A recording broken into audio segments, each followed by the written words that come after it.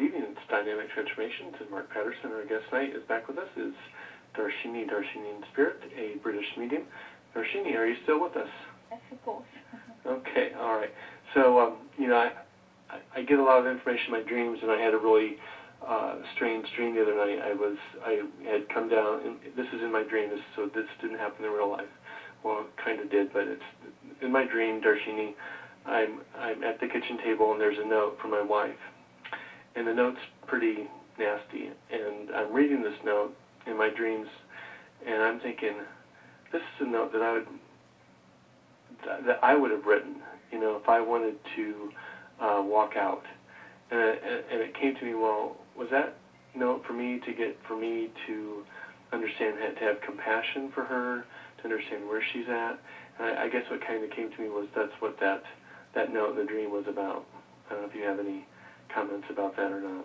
Well, could it be also that for you to actually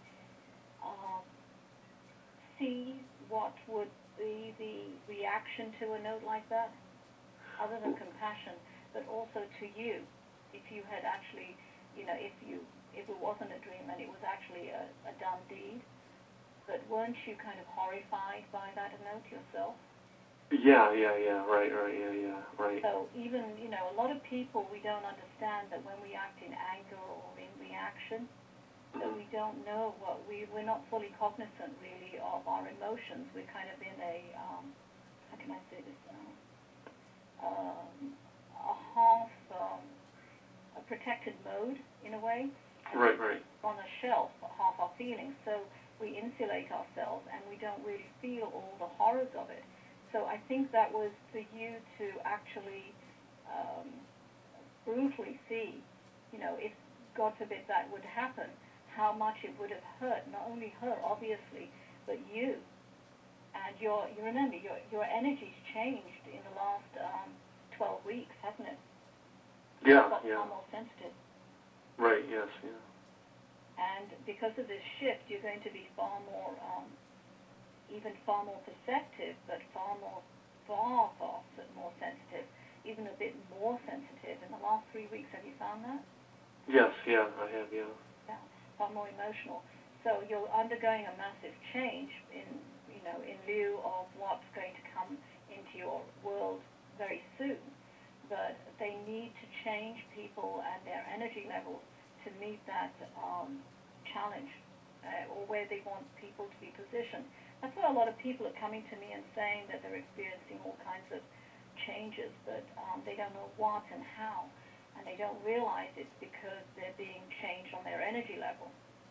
Yeah, going back to Egypt, I know that it was either the morning before we went to the King's Chamber, 2 days before we went to the King's Chamber, from about, it was exactly from 4:10 in the morning there till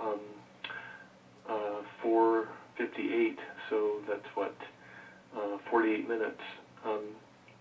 Yeshua, the Christ, came to me in the dream state and did a really profound healing on me, and it put me in such a deep state that I almost was not able to wake up and answer the wake-up call at 5 a.m. I had to regather myself and, pick the phone up and say, okay, yeah, I'm on my way down. But there was a part of me that felt like it should just stay in bed and absorb some of that. But you're asked to perform, and people paid a lot of money to go to Egypt with us, so the show goes on. But it was a pretty profound healing experience that happened. But you got what you needed, Mark. Right. Which I know it's kind of addictive, isn't it? You want more. Yeah, that's kind of addictive energy. Right. So talk a little bit more about some of your classes, some of the things that you're teaching. What is it that you are helping people evolve with and transitioning into? Because you're developing some new programs from your website. It's actually, I realized when I started helping one individual in Phoenix, he actually comes all the way from Phoenix just to attend once a month these classes, and he's got about 3 businesses, and he was in the worst possible spot in his life, and I started guiding him through steps and step processes and different kind of methods that I've actually installed in the classes. and it made such a difference to him. And he didn't have any kind of spirituality before, other than obviously going to church. So it was a huge wake-up for him. But now he's literally making time once a month to drive from Phoenix just for the classes and then go back that night or sometimes. So basically, because of that, about a year and a half ago, I realized if it works for one, it could work for a lot of people. So I developed these classes, and the first one, there are some prerequisites which are really part of the whole series. The first one, and I'm sure you agree, when you start playing with energy, or you start commuting energy from, I wouldn't say a basic level, from any level, you need to be protected, correct? Oh, absolutely, yes. Absolutely, yes. Okay. So the first one is psychic protection, but it's not the same kind of psychic protection one would normally see. I give tools that are, with every single class I teach, I usually use, I found that a lot of people find some of the classes to be too spiritual, or connect with spirit and they're fixed you.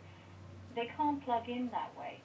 They have to have one foot firm on the ground with reality, and the other one, then they'll transition into spirit and be more accepting of what spirit's trying to do for them.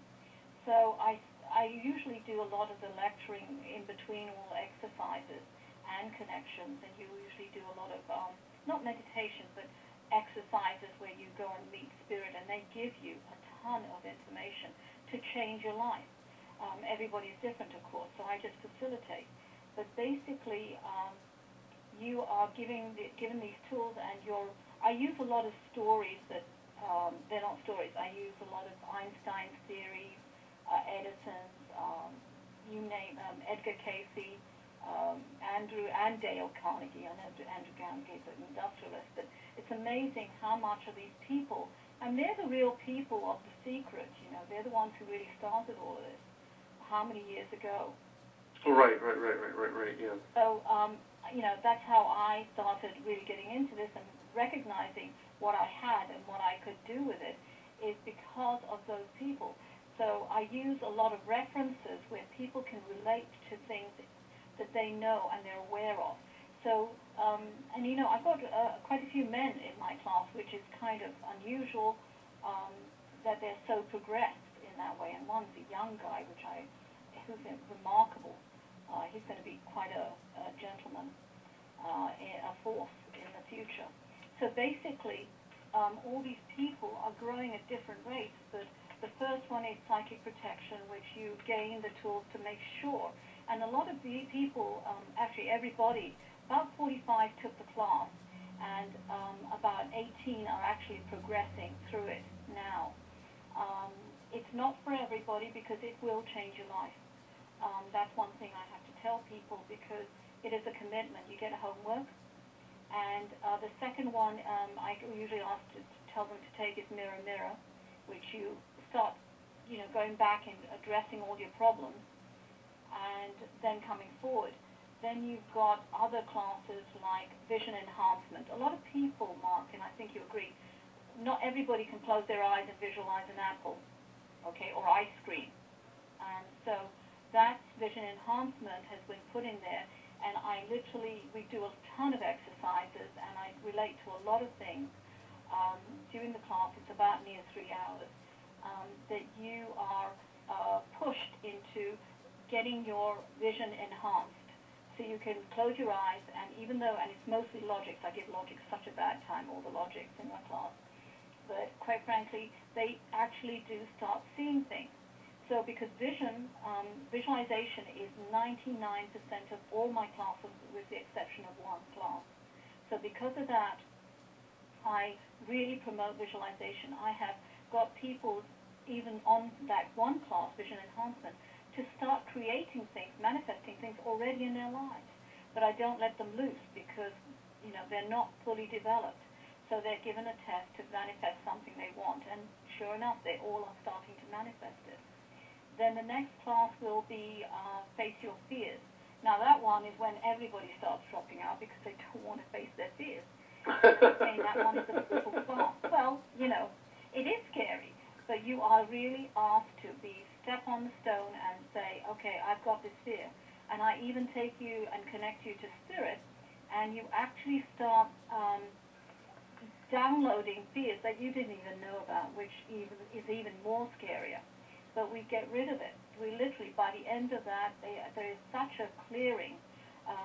Most of them are in tears, and I'm not talking just the women, I'm talking guys too, because it is so powerful. You do disconnect. So the only fear I can't take away from you, and I think you agree, there are two types. One type is the primal fear of fight or flight, obviously. Right. That's in our DNA, right? Right. So I explain that more in the class. The other fear, and I have no amount of begging or pleading, I will do it, is a fear that will not be taken, is something that is a lesson that you have to learn. Too bad. And you don't get any sympathy from me, by the way.